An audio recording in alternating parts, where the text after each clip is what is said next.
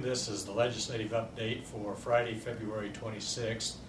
This last week, the House and the Senate both worked the budget. They started out on Monday, and they, of course, have 3 readings of the budget. It took a lot of work for them, both Monday night and Tuesday night. They stayed fairly late, worked a lot of the amendments. Monday night, they went over some of the various parts of the budget. Tuesday night, they had amendments, and then Wednesday, they took a day off. They finished up the 3rd reading in both houses of the budget on Thursday evening, as well as having several other committee meetings. So both houses worked fairly late this week. I'd like to talk about 3 different bills today. Senate File 7 is a bill that deals with rangeland health assessments. That bill has made it through the Senate. It has made it through Committee of Ag in the House and has also been through Appropriations in the House. Monday it should be up for Committee of the Whole, so that bill's progressing nicely. Senate File 13 deals with economic analysis, giving some funding and a position to the Department of Economic Analysis to get economic models for all 23 counties. That bill has also made it through the Senate and the House Ag Committee and House Appropriations and should be up on Committee of the Whole in the House on Monday as well. House Bill 79 just today went through the Senate side of the Minerals Committee, and that came through. That one does have a small appropriation with it. House Bill 79 deals with placing a moratorium on the power of eminent domain for power line companies dealing with the wind energy projects.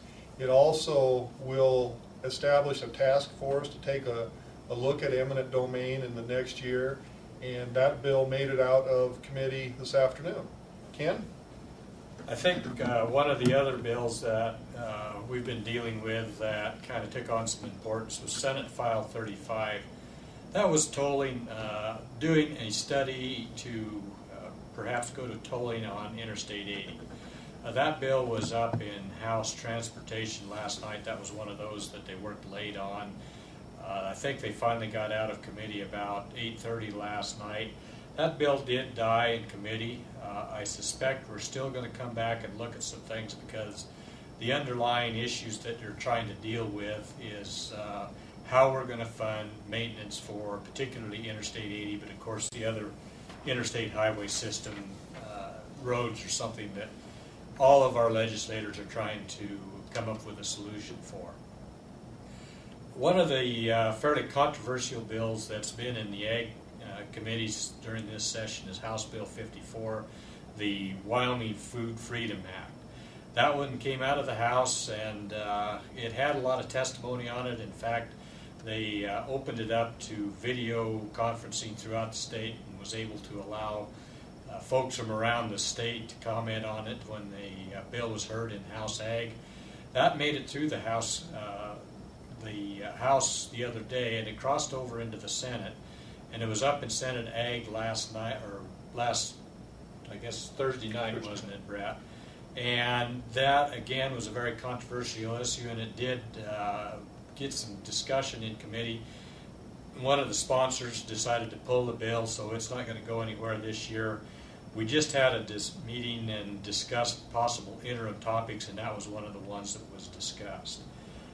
House Bill 61 is dealing with legal services. That was over in Senate Judiciary this week, and there seems to be a fairly broad base of support for the bill. We, of course, been working with the proponents of it to try and make sure that it doesn't have an impact on agriculture in the future. House Joint Resolution 8, we have a lot of joint resolutions out there, but this one deals with a sense of the House and the Senate that we oppose the Northern Rocky Mountains Ecosystem Protection Act.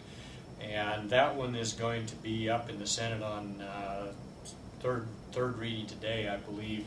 I'm not quite sure what's happened with that yet. It was down towards the bottom of the list, so we don't really know. One last thing I think I'll talk about is a budget amendment that the Farm Bureau and the Crop Life folks got on to try and encourage our Department of Environmental Quality to begin the process of a potential general statewide permit for pesticide applications.